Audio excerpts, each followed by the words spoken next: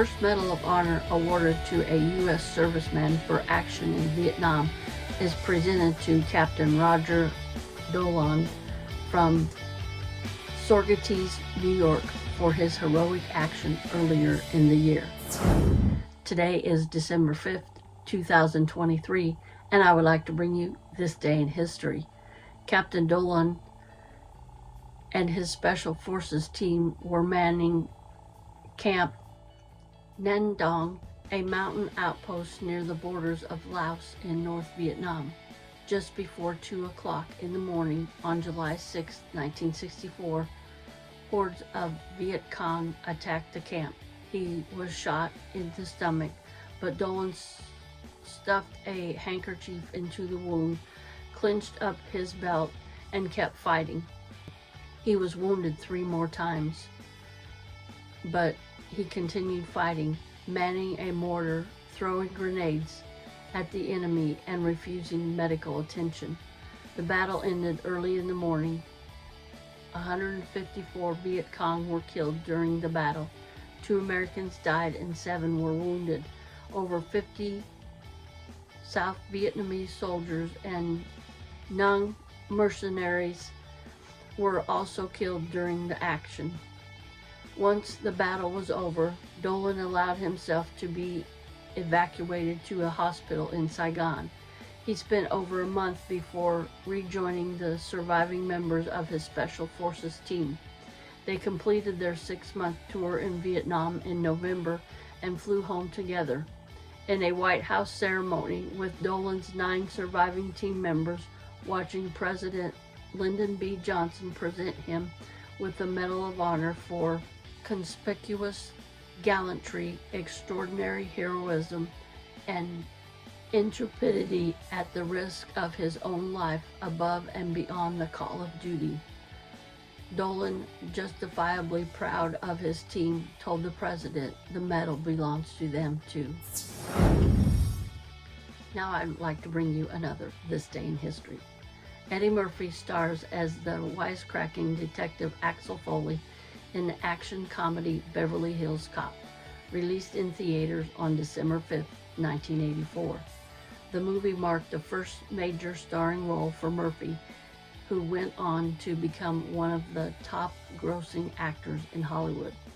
Murphy was born April 3, 1961 in Brooklyn, New York, and rose to fame in the early 1980s on the TV sketch comedy show Saturday Night Live. As an early cast member of the show from 1980 to 1984, Murphy became known for such memorable characters as Buckwheat, Gumby, and Inner City Mr. Rogers, as well as for his impressions of celebrities including Stevie Wonder. In 1982, Murphy made his big screen debut in the hit action comedy 48 Hours, co-starring Nick Nolte, which was followed by another popular comedy, Trading Places, 1983, featuring fellow SNLers Dan Aykroyd, Ralph Bellamy, and Don Ameche. It was a huge box office success in 1984's Beverly Hills Cop, however, that propelled Murphy into worldwide fame. In the film, Murphy played a police detective from Detroit who winds up in Beverly Hills, where he tracks a man believed responsible for the death of his friend. Beverly Hills Cop earned an Academy Award nomination for Best Original Screenplay and featured a soundtrack with such chart toppers as New Attitude by Patti LaBelle and The Heat Is On by Glenn Frey. The film spawned the hit sequels Beverly Hills Cop 2, 1987, and Beverly Hills Cop 3, 1994. In 1989, Murphy made his directorial debut with Harlem Nights, which he also wrote and co-starred in opposite Richard Pryor. The film was panned by critics, and Murphy's career slumped as he went on to appear in several box office duds. Things rebounded for the actor in the mid-1990s when he starred in such family-friendly box office hits as Nutty Professor 1996, in which he played multiple characters, and Dr. Dolittle 1998, in which he played the title role. Murphy scored yet another massive hit when he voiced the character of the donkey in 2001's animated feature Shrek, and its sequels Shrek 2 2004, Shrek the Third 2007, and Shrek Forever After 2010. He starred in Dolomite Is My Name in 2019, considered his comeback to film. I'd like to bring you yet another This Day in History. On December 5th, 2002, the legendary television producer and executive Roone Arledge dies in New York City at the age of 71. Born in Forest Hills, Queens, Arledge won his first producing job from New York's Channel 4, where he worked behind the scenes on a puppet show starring Sherry Lewis. After unsuccessfully pitching a pilot called For Men Only to NBC, he was noticed by ABC's executive Ed Sherrick and began working at ABC's fledgling sports division in 1960. From the start of his tenure at ABC, Arledge aimed to add show business to sports, as he put it. He pioneered a number of new techniques in college football programming, including held hand cameras, aerial footage, and improved sound.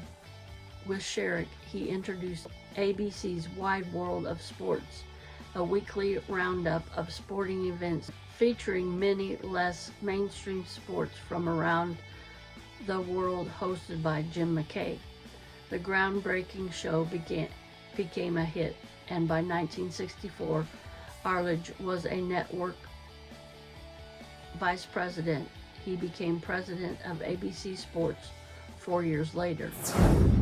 More than anyone else, Arledge brought sports programming out of its limited weekend niche into prime time, beginning with the broadcast of the Olympic Games in 1968.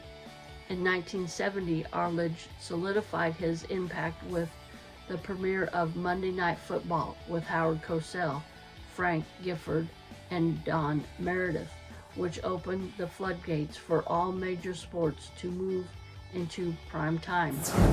Arledge's enormously influenced style included up-close and personal stories about athletes' lives and technical innovations such as instant and slow-motion replays, split-screen views, and isolated cameras aimed to thrill audiences and get them emotionally involved in the broadcast. His philosophy continues to define sports programming today. Notoriously detail-oriented, Arledge truly showed his mantle during the 1972 Olympics in Munich, when Arab terrorists took 11 Israeli athletes hostage. As the U.S. broadcaster of the games, ABC had exclusive access, and under Arledge's guidance, the network covered the unfolding crisis continuously for the next 17 hours, up to and including the announcement that the hostages had been killed. ABC, Jim McKay, and Arledge won a historic total of 29 Emmys for the Munich coverage. Arledge took over ABC's struggling news division in 1977, retaining control of ABC Sports as well, renaming the nightly news broadcast World News Tonight. He nurtured the careers of top newscasters such as Peter Jennings and oversaw the coverage of such monumentous topics as apartheid in South Africa and the long-standing Israeli-Palestinian conflict. During the Iran hostage crisis of 1979-80, Arledge produced a nightly special on the crisis, a first in network news. The show later became Nightline, hosted by Ted Koppel. Arledge put another network star, Barbara Walters, at the head of the first news magazine show, 2020. By 1990, ABC News was turning a yearly profit of some $70 million, another first for a network news division. In the mid-90s, Arledge began to relinquish day-to-day control at ABC. The Walt Disney Company acquisition of the network in 1996 accelerated this process. 3 months before his death, on December 5, 2002, Arledge was awarded the first ever Lifetime Achievement Emmy, his 37th Emmy Award overall. I'd like to thank you for watching today, and as always, stay safe and stay blessed. And remember to smile, because I love you, but more importantly, our Lord and Savior Jesus Christ loves you the most, and that's the best love that you could have. If you like the content of this video, please give it and comment down below. Those two things really help my channel, but what really helps me out is if you become a subscriber. Yes, if you've been watching these videos for a while and haven't subscribed, what are you waiting for? Come on over and be a part of our little serendipity subby family we have here. And remember, our countdown to Christmas. I'm trying to get to that 1K mark before Christmas. All right, everybody, have a blessed day, and I will see you in my next video. Bye, everybody.